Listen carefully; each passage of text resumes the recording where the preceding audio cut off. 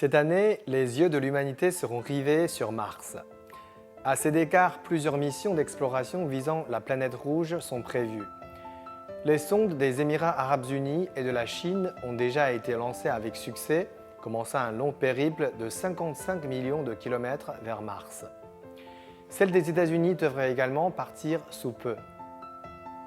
Dans ce contexte où la pandémie de Covid-19 sévit sur Terre, ces missions vers une planète voisine à la fois proche et si lointaine est souvent considérée comme la destination d'immigration la plus probable pour l'humanité semble plus d'actualité que jamais. La Terre, où l'espèce humaine évolue depuis des millions d'années, devient de plus en plus invivable.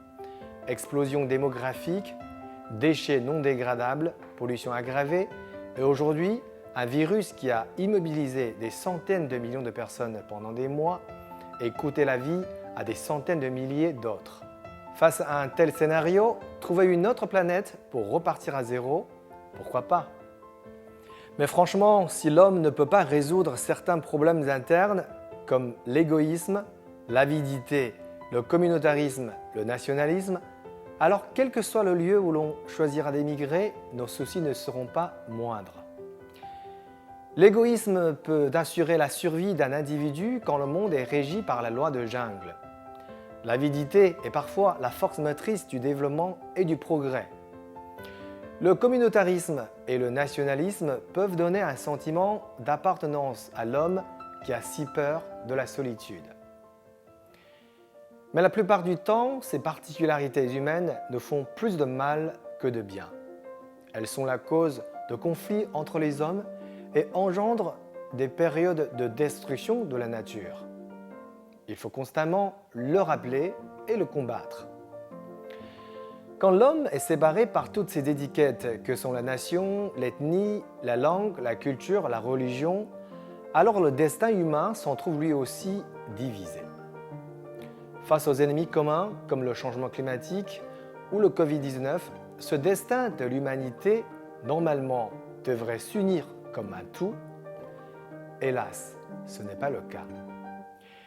Des hommes et des femmes ne voyant qu'à court terme, les politisent dans leur propre intérêt au lieu de celui commun de l'humanité. C'est peut-être parce que le changement climatique et le Covid-19 demeurent des ennuis terrestres. Faudra-t-il au final s'envoler dans l'espace pour vraiment se reconnaître comme étant simplement des humains?